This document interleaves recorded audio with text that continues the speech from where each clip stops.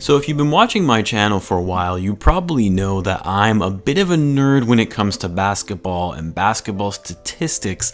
Like, I just look up basketball stats and make videos for fun in my spare time. I know, it's weird. Most of my friends think so as well. And of course, because of the name of this channel, I am a huge Bulls fan. And the other day, I was looking up some Bulls team stats and historical trends. And of course, as one does, I found some interesting facts, some of which I kind of knew already, but there were others I had no idea about. So what's going on, everyone? You're listening to Bull Central here. I hope you're all doing well. In today's video, I wanted to go through some facts and statistics that you likely didn't know about the Bulls before. And if you did, props to you for being an even bigger Bulls nerd than I am. And if most of you already knew all this information, well then I guess I'm just a bit behind the curve on this one. So let's start with the first one.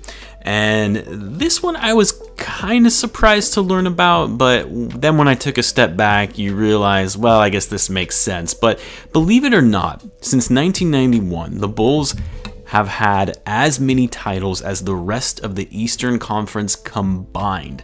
I mean, it just goes to show you how weak the Eastern Conference has really been since the Jordan days.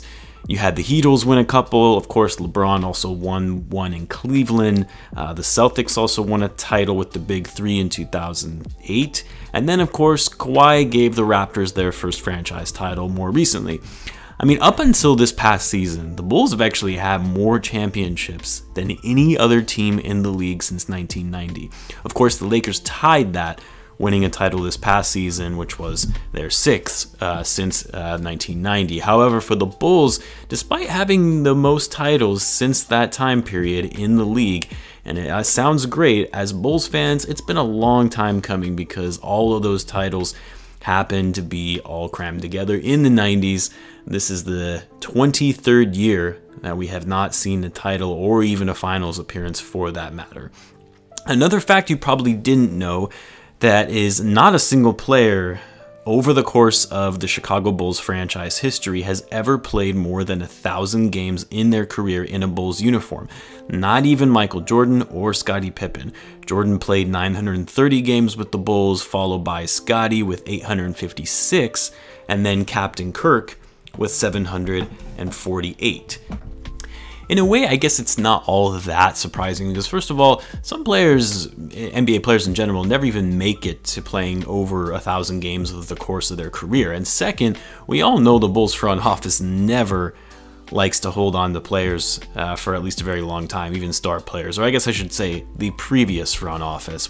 That's still yet to be seen with Arturis. Speaking of Captain Kirk, another stat you might not have known was that he actually leads the franchise in terms of three-pointers made, and it's by a wide margin. You can see he nearly has 300 more threes than Ben Gordon, who is next in line. Although with the way the NBA has moved to more outside shooting, I'm sure this record will likely be broken in a few years. I mean, you can see Zach is already 5th. I know it says he's one behind Mirotic, but he actually passed that mark in last night's game. And this is only Zach's 4th season with the Bulls, whereas you look at Michael Jordan and Scottie, who played most of their career with the Bulls and aren't even that far in front of him. Same with Larry Markkinen, he's already in the top 10 as well. Oh man, this one is great, and granted, this is a little misleading because it's one of those advanced stats, and I know people don't like advanced stats because there are so many factors that aren't considered in terms of a player's playing time that they've actually spent on the court. So take this one with a grain of salt. But did you know that Cristiano Felicio is 3rd all-time for the Bulls in terms of true shooting percentage? That's right, he's ahead of the likes of Michael Jordan, Kyle Korver, Zach Lavine. He's right next to Steve Kerr. And guys, it gets even better. His offensive rating is better than just a notch above Michael Jordan and only slightly behind Steve Kerr. And all you haters have been saying all these years that he's overpaid. I'm just kidding. He is overpaid and probably the worst player on the Bulls roster right now, next to Luke Cornett. Obviously, these stats are misleading because he's never played meaningful minutes, maybe a handful of meaningful minutes in the course of his career with the Bulls, but still found this one funny nonetheless. And then finally, I think sometimes we tend to forget just how great Michael Jordan was. I know some of you have, or I guess I should say I know most of you haven't, and you've appreciated his greatness since his time playing in the 90s. But here are some mind-boggling statistics that showed just how impactful Michael Jordan was to the Bulls, because we've all seen him play, whether it was live during his playing days or highlights after he retired. The eye test, that's there. We've seen how great he was in terms of his insane scoring ability, the killer instinct to close out games, his playmaking on the court, as well as his defensive ability. But did you know some of these metrics when you compare him to the rest of the Bulls franchise history? Now again, these are advanced stats, but I do think it's still telling nonetheless. So let's first look at win shares, which is really just a stat that tries to look at the credit an individual has on the overall team success. Michael Jordan, over the course of his career with the Bulls, was a staggering 204.5. That's more than double the next player, which was Scottie Pippen at 99.7. Then you have box plus minus, and MJ is a ridiculous 10.2, followed by Scottie Pippen at 4.7. Again, nearly double him, who is number 2 all time, still number 2 all time among all Chicago Bulls who have ever played.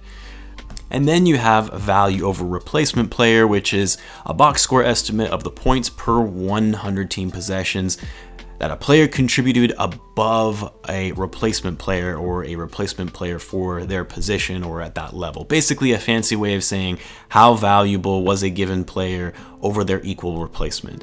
And Michael Jordan, which I believe holds the record across all of basketball history, is at 110.6. Again, nearly double that of Scottie Pippen, quadruple that of Artis Gilmore and Joakim Noah.